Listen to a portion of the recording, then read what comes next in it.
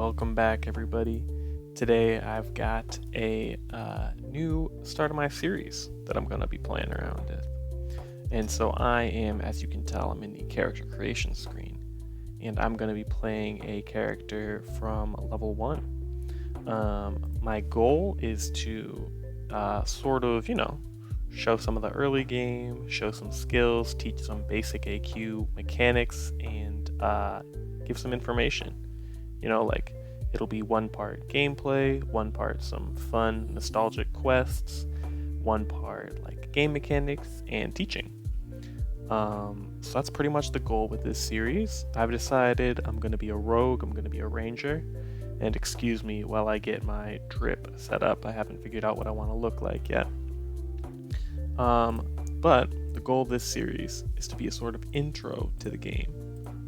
And if you're a brand new player, or if you're a returning player who maybe can't remember their old account name, you can look at this, you can be like, oh, what did he do? What did they do? Like what kind of early game quests can you do? Because one problem with AQ, and I would say the biggest problem with this game, is actually that the early game is just hella scuffed. A lot of quests simply don't scale to your level. Like you'll be level 5 or level 10 and you'll be allowed to start a quest. And when I say allowed, like quests are either grayed out or you can access them. I've gone through all the hair. I didn't see anything I was all that partial to. Okay, we'll figure something out for the hair. But the issue with these quests is that if I'm level 10 and I'm going up against level 30 monsters, I'm not really going to have a good time. The game's not going to feel very accessible. I have this for another character, but I think I like it. I think I'm going to stick with this one.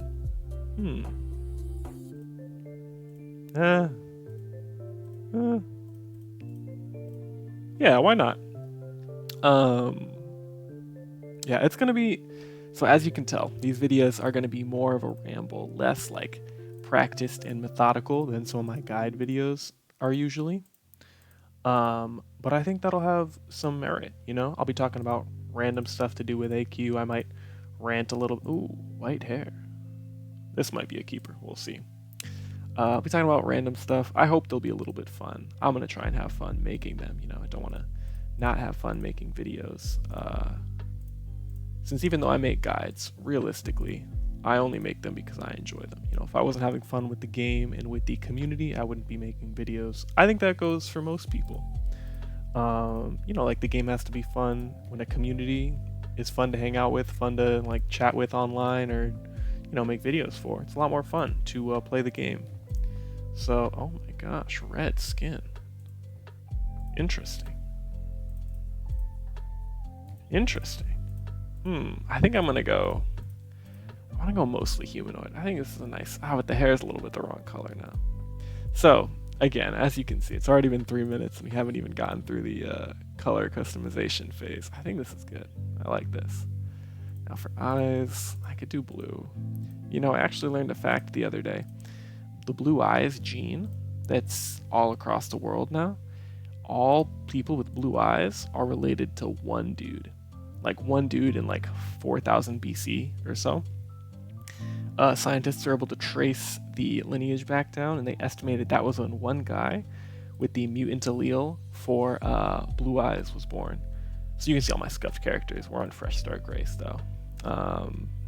We're going to be an adventurer for now. But as I was saying, the blue eyes allele all started from one guy, which if you know anything about... continue. We're going to play through the tutorial. First time I've done this in a while. But I just think that's so cool that all the blue eyes started from one dude. Like, isn't that so strange? So unique. Okay. Greetings and salutations. Welcome to the town of Babylon, home to the Guardian Tower. I am Artix Krieger, resident paladin, and your host for this tutorial. Great forces, both good and evil, and everything in between, are gathering strength across the lands. New quests and wars happen weekly, so there is always something fun to explore. First, let us take a quick tour of town. The little red fellow on the left is Twilly. Why are they calling him red when he is most clearly orange? I'm not sure. Twilly is a Moglin. They are a peaceful race, and most Moglins practice nature magic and healing. Twilly has many quests for you to complete, and will share with you any rumors he has heard. Moglins just love gossip. Just say hello, and he gets quite talkative. So he is a character who you can always click on to do a lot of quests. He has the anniversary quests, so every time there's an anniversary event, you can click on Twilly and look at the past anniversary event quests. He also has the moral compass, he has healing, he has a couple of other things too. Now let me show you the buildings in town. Oh, I forgot to say, this guy's Artix. He's the head of the company, but his character is a paladin. This is Yulger's Inn, a great spot to rest your weary bones after a long day of adventuring. Yulger is also the town's blacksmith and sells all types of equipment. Now this is true, Yulger sells melee weapons, all types of armors and shields, and a couple of pets, items, and spells, but only a couple of those. He also has a memorial shop in his shop, which has items. They had a memorial for a Yu-Gi-Oh thing recently, they had a memorial for several musicians, they had lots of little memorials for people outside the game, sort of like a little homage. Oh, it says that already, whoops. So Robina, the ranged shop. She's an unrivaled with the bow and the rogue class trainer. You'll notice I started as a rogue, so I actually get level 1 in the rogue class, but you can't start the class until level 10. If you prefer to keep your distance between the enemy and yourself, this is the place for you. Bows, spears, and more can be purchased here. The Frog Zard Hunter's shop. He hunts down Zards. This guy was mad nostalgic for me. Visit his shop. His shop's kind of ass. That's not quite true, but his shop is limited. Ooh, this is very important. These tents are the combat trainers. So this is where you train your stats, and your stats are very important. I'll get into stats and resistances and defenses and things like that in the next episode, I think. I don't want these episodes to run too long. Maybe I'll get to it this episode, we'll see. But stats are super, super key for your character. The information's a little outdated. It used to be you had to battle a trainer once to train your stats, and then once again to train your stats more. But now you can train them all at once with a little helpful UI that's very good. Very much an improvement over the old system. And again, Neberon and Grimweld are other old trainers. They're outdated. Arya's pet shop, you can buy all kinds of pets, and she has a ton of little old quests. Some of them are kind of outdated, but they're fun to look at, fun to play around with. Warlick's magic shop. Sort of like Robina is for rangers, and Yulger is for warriors or melee champs. Sorry. I play a lot of leagues, so I say champions too much. Warlick is that same shop for wizards and mages. So he's got all the magic gear, all the magic spells. He's got some shields and armors too, but less than Yulger does. The housing shop. Houses give you inventory slots and other benefits. I'm probably going to be picking up a house on this account pretty soon. I can show you guys the ropes. I don't know what that even says. Oh, these mountains. If you click on the mountains, you'll fight a random monster within 10 to 15 levels of your level. And the Guardian Tower is for guardians, but there are some quests in it that adventurers can handle. Oh, look at this armor. I'll be honest, I've never actually seen this before. This is like the leather armor you can get if you pick Rogue as your starting class. Also, if you pick a starting class and you change your mind, don't worry about it. You can change it very easily. So basics of combat. He's telling you what to do. I don't really like this guide, to be honest, but move your mouse over to the enemy's portrait to view their stats. So I'll show you. I'm hovering over. I get a little description at the bottom, and I can see his element modifiers, his attributes, his level, how much XP and gold I get, and his melee, ranged, and magic defense, as well as his element in the top. That is the dark symbol. If you click on it, I thought if you clicked on it, it saved it, but that was mistaken.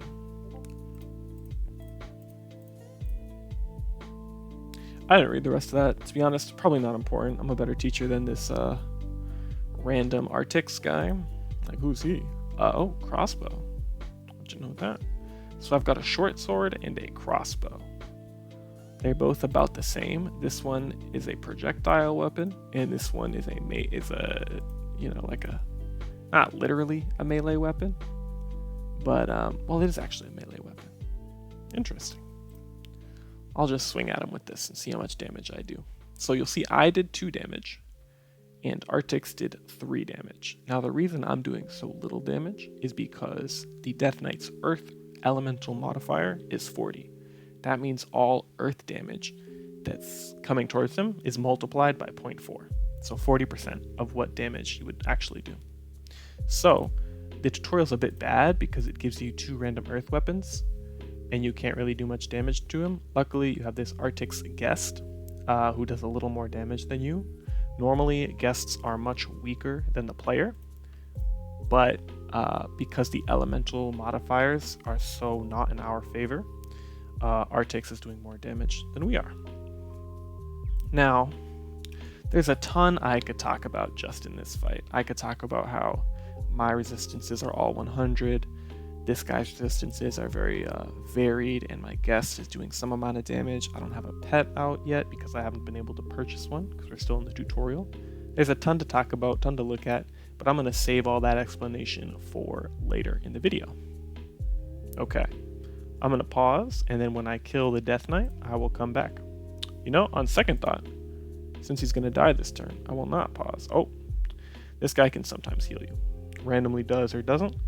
The reason it took damage when I wasn't attacking is because this monster does like a, you know how Pokemon, there's a move called Takedown, which does damage to you and the opponent? Same type of thing. Level up. When you level up, your mana and health go to full. Okay. So this is like some lore. It's the tutorial lore. Like, who cares? Honestly, like, I could not care less.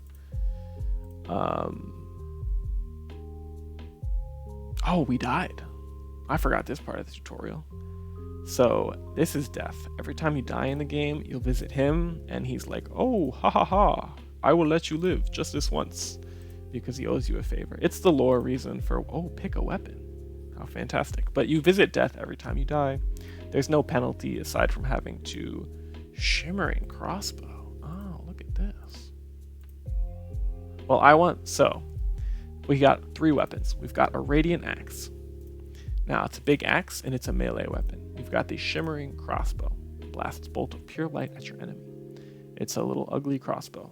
These item overlays that I'm showing, sometimes they show the item and sometimes they don't. Old ones, they often don't show them because they're a little buggy. But you don't need the item overlay. This is a staff. It's a wizard staff. So this is magic damage. Rangers and rogues use dexterity for their damage, so I want the ranged weapon. You can see I have 10 dexterity. That's because I picked rogue.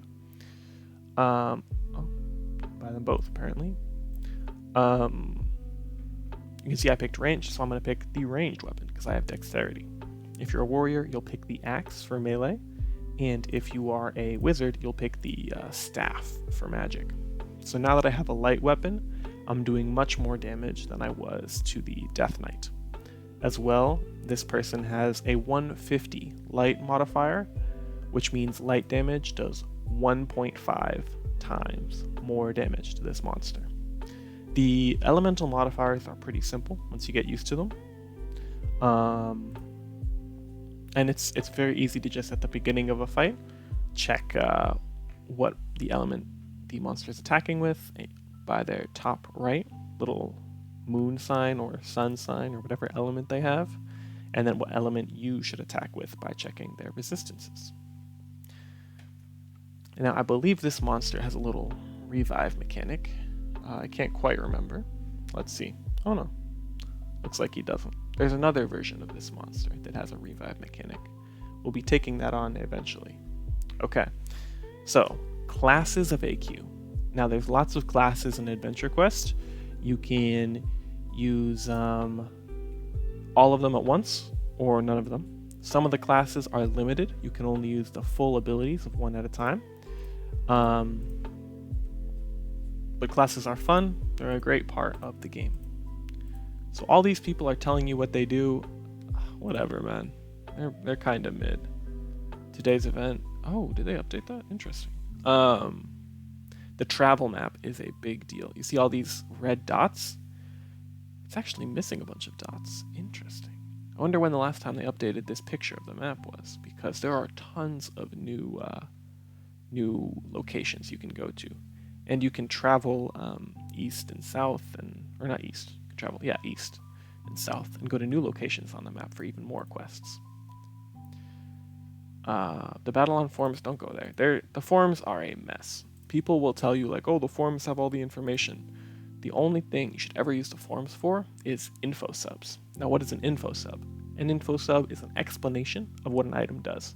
So if I want to know exactly what the shimmering crossbow does and like look at the in-game numbers and get more detail about whether the weapon is accurate, inaccurate, does extra damage, does reduced damage, does a burn effect or something, I want to go to the info subs, type in shimmering crossbow battle on into Google, and it will come up with the result for most items. Some items, they won't come up, but most of them, they will. Okay, so we got through the tutorial. Now, I'm going to show you what my favorite part of the game is, and that is shopping. Now, I'm going to go straight to Robina's shop. You saw me navigating the buttons. If you're just coming back to the game, you probably won't be quite as quick at it as I am, but you get very used to navigating pretty quickly. So you can see Robina has a bunch of random stuff. We're just going to get a weapon. And now I'm going to take you into a normal battle in just a second here. Okay, so let's see what a random monster battle will look like. So, I'm up against the Tadzard. I have Artix as my guest, but I'm going to dismiss him. To dismiss a guest, you can go to the spells and just simply click the dismiss option. Now I'm going to look at his resistances. So he's weak to fire and light, but he's the weakest to energy. Now, if you look at my gear, I have darkness, light, earth, and more earth. None of those are fire or energy, so we're going to go with our light option, which is this crossbow. I don't have any items. I don't have any... Oh, I have an adventurer shield. This shield, if you look, I believe... So I'm at 100 resistances. This shield is what we call a neutral shield. It defends against all my resistances equally. So they're all down to 99. Normally, you won't want to use a normal resistance shield, a neutral shield. But when you're just starting out the game, before you can really buy much gear, because all the gear has a higher level requirement, you can just rock with the shield, and it doesn't really matter. So, fights at this level are super, super simple. You attack and they attack. So I'm going to just pause the audio while I just take this monster down slowly.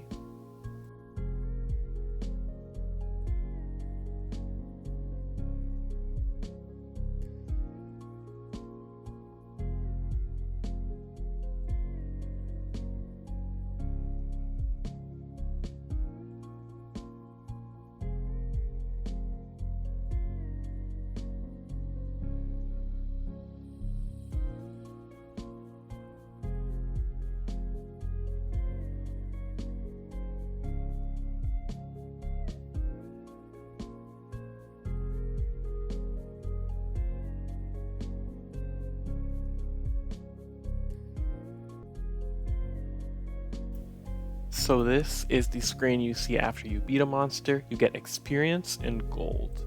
Now, if you want to see how close you are to leveling up, you can simply click on your bar over here by your HP and mana and your SP, and then you can click to see how much XP you have, or click one more time to see how much XP you need. So I only need 18 more XP. So that's pretty easy to get. So I'm going to do one more fight, and then we'll see what happens when I level up.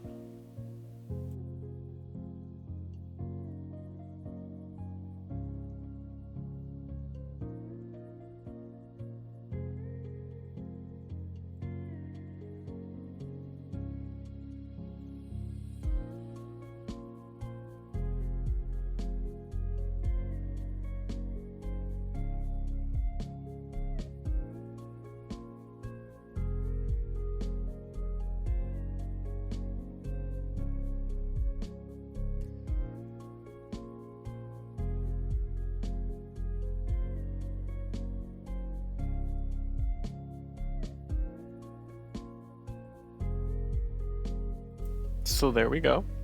I'm gonna level up. Now I'm level 2. The early game, it's pretty clunky. So, wrong shop. So let's see what new items we can buy. Ranged weapon shop, basic shop. Let's see, at level 2 I can buy, so I can buy a lot actually. I can buy this golden polearm, which I think I'm going to buy. Looks fun, looks old. I like old items, because you know, they have a lot of character, I think, compared to the newer items, which are all cool and modern. Flaming glaive, fiery pointed stick. Fiery bananas aren't good enough for you. No idea what that's a joke about. A lot of this game's humor is stuck in like 2004. Whatever, I'm not concerned. And an ice spear. Oh. Okay. 31 gold. Now I'm gonna go inventory. I'm gonna look at my inventory. And I'm gonna sell the shimmering crossbow because I have a cooler light weapon now. And then, me personally, I like to organize my weapons and my shields and my armors in the element that your element modifiers are listed in. So fire first, then water, then wind, then ice. I don't have water and wind. Then earth, then energy, then light, then dark. So that's gonna get me sorted for now. And I'm gonna show you a place where if you don't like this early leveling, just fighting little monsters, you can level up very quickly. So I went to Yulgrit. Oh, what the heck? Look at this picture. I swear that wasn't there a week ago. So if you click on Sage Uldor, you go to Burning Solstice. This is one of the modern quest series that has been released in the past couple years. There's a ton of stuff, ton of plot going on. Don't worry about all that. If you click to battle and then fight as war, you'll see that you turn into this guy with a big helmet, cool armor and all that. See, this is what I don't like about the modern art. It's like, it's cool, but it doesn't have that old character that those old-timey weapons do. And you can see all my weapons are gone. I'm temporarily this NPC. And the reason this is really good for grinding XP is because this NPC is super strong in the lore. So where I was normally doing like 5 damage per hit, now I'm doing like 30 damage per hit. So it's very good for early game leveling. I'm not going to use it because I've shown that in like my leveling guide video and other stuff. What I am going to do is take you guys on a quest. So I'm going to do the Heard Any Rumors Twilly quest. Now this quest is ancient. I don't know if you remember it as a kid, but the Seed Spitter used to be much uglier, and it kind of looked like a dude from Plants vs. Zombies. But now we'll do the same thing. We'll see, what is this monster weak to? It's weakest to fire. So I'm going to equip my Flaming Glaive, and I'm going to attack. Oh, interesting. I throw the glaive at the monster. You know, I think that's not how you're supposed to use a glaive, but we're not concerned about things like that. Just a little joke. I'm going to drink some water. Make sure to stay hydrated.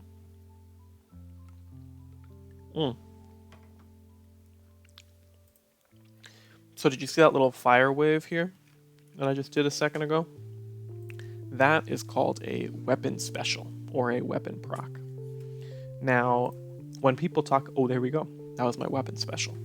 When people talk about weapon specials, the basic thing is that weapon specials do extra damage. They have a somewhat rare chance of occurring. Usually it's 20%. Oh. Interesting. Okay. I forgot that was this quest. They usually have a somewhat rare chance of occurring. So 10 to 20%. Sometimes less, sometimes more, but that's the average. And they are often a different type of attack than your normal attacks. So, for example, normally this does ranged damage, but the special did magic damage. So just things like that. Not really a huge deal in the early game, but in the later game, since your stats only buff one type of attack, you don't really want to have a special that is of a different attack type than your main attack. So this ranged weapon has a magic special. That's not really ideal for a ranger. Now I just talked about specials and weapon procs and how they're kind of fun and cool and different. But when you get to a higher level in the game, both game level, like level 50, for example, and skill level, like you played the game for a while, proc weapons aren't really optimal. Yeah, so I just saved her life, and now she's upset. Like an honor type of thing. Anyways, so we're gonna fight her now. She's an elf, I think. Fearless and agile stock, elvish warriors take pride in their duties as preservers of their wooded homeland. I wouldn't say preservers of their wooded homelands. If I was gonna write this, I would say something like, what would I say? I'm thinking conservationists, but conservation-minded. Something along the lines of conservation. I don't know. I wouldn't say preservers, that's all I'm saying. But as I was saying about weapon procs, there are two main types of weapons that people like at high levels, and those are what are called 100 proc weapons and 0 proc weapons. Now, what is a 0 versus 100? Well, I'm actually going to... this is a menu. Tons of stuff in here. Simply access it by going Options, More. That's all a menu. I'm going to turn on the battle log. The battle log has a ton of stuff, but what I want to show you is Fresh Start Grace unsuccessfully rolled an 82 to proc their weapons special, 20. Now I'm going to use the Dark Hammer.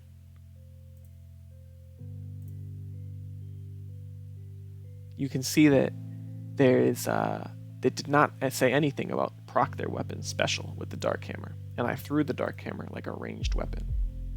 Now, if I use the Short Sword, I went up slowly and stabbed him, and it does not say anything about my weapon special, proccing or not proccing. So the Short Sword is an example of a 0 proc weapon. It has no chance of special attack.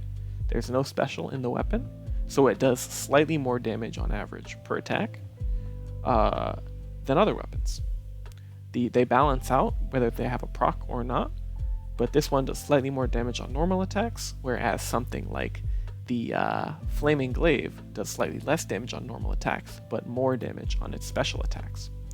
Now you saw the Dark Hammer and how it had that throwing animation. That is what is called an 100 proc weapon, which means the special always procs. Now you might be thinking, how is it a special if it's always proccing? That's true. It's not really special. It's just it's called a special because it's that type of effect. Okay, so here we are. Always room for improvement. My name is Relithia, Lieutenant of the Elven Armor of Greengard. I was hunting seed spitters when I found you battling that mauler. Interesting. Well, follow me to the treetop where my fellow warrior elves gather for tests of ability. Follow Relithia through the Greengard forest. After several long hours, you come upon a village built amongst the trees. Strange, there is no one here. The treetop is usually crowded at this time. Like, again, look at this writing, man. Like, I know this was made in, like, 2002, but come on, guys. Come on. Hi, Elder Pilligroth. So what's funny here, and you'll see this in a lot of low-level quests, is that they updated the elf girl, because she's in multiple quests, but they did not update the elf elder, because she's only in this one. Which is funny. Sacred Laws brought an outsider home. Big no-no. Whatever. Drackle army marches from the Southlands. They paid no heed to our warnings and continue to lead this monstrous war beasts. So Drackles are a race of like half dragons. Whatever. Okay. They're basically like lizard dudes, and sometimes they breathe fire, but very, very rare. So this guy, and they kind of have a steampunk aesthetic, which is a little fun, I think. Like, look at this little dude. He's floating on his little machine. He runs through me with his propeller, which in the real world would either completely obliterate my insides or completely shatter his propeller and flying contraption. But hey, we're having fun here. It's a video game. Earth is strong. So since Earth is strong, to be honest, I like the Dark Hammer more. It's kind of fun to use. I'm gonna just keep using this. But as I was saying, the Drackle are kind of like a steampunk race of lizard dudes. Back in the old days of the game, so very early in release, there were lots of Drackle wars. And wars are a part of the game. I'll explain one of those someday, who knows. But Draco Wars, it was just like you would fight a bunch of Draco and you'd get a reward at the end. They're mostly phased out of quests nowadays, but you'll see them around. You'll see them around the game. They're a classic monster. Everyone who's played Adventure Quest remembers the Draco. You probably do too if you played in the past. But yeah. Oh, level 3. Sweet. Okay. I wasn't. Yeah, now I give her a health potion. What I always want to know is she gives you health potions at the beginning of the quest. What happens if you drink all the potions so you can't give her a potion? Can you get a negative amount of potions? I don't know. Something to test. Oh. So that was the end of the quest. Find Sage Uldor at the lounge in Yulger's Inn in Battleon, and you can now access the Draco Black Market. So that's pretty new and different. Most quests do not give you access to shops like these permanently. This is just old, so it's hard-coded in. So, do you remember how I went to the Burning Solstice before? Well, if you look back at that point in the video, this Draco Black Market option would not be there. Now let's see what I can buy. I can buy an Ice Razor when I get to level... Oh, I think I will buy that when I get to level 4. I can buy an Energy Plate. Ooh, fun. Can buy some stuff. Can buy some pets. Can buy some misc items. But I'm gonna finish out the video here because, you know, it's been 30 minutes. It's been a good long session. Me monologuing, talking about the game, rambling about fashion of my online pixel character. You know, I had a good time. I hope you did too. So if you're coming back to Adventure Quest, the combat system, not super complex at base. When you get to a higher level, you start doing bosses with complicated mechanics. You can very easily get swamped, get lost in the sauce, not know what to do. So the goal of this series is to, 1, have some fun with it, ramble a lot like I've been doing now, and get some gameplay out there, get some early game experience out there, get myself better acquainted with the early game, because I haven't played it too much recently, so I can like sort of understand what new problems new players might have. Give you some ideas for how to start your account if you're starting, and also explain a lot of game mechanics. So I explained a little bit here, element modifiers. I think next video we'll go into accuracy, maybe some more stat information too, at least on dexterity. I'll explain how dexterity works. Yeah, so look forward to that.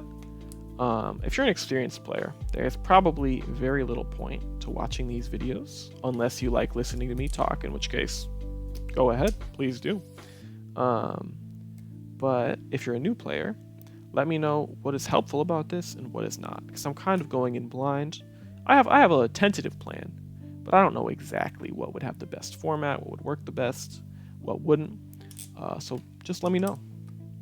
Let me know what you think. Let me know what I should change. And thanks for watching, everybody. I'll see you guys in the next one. Peace and love. Have a great day.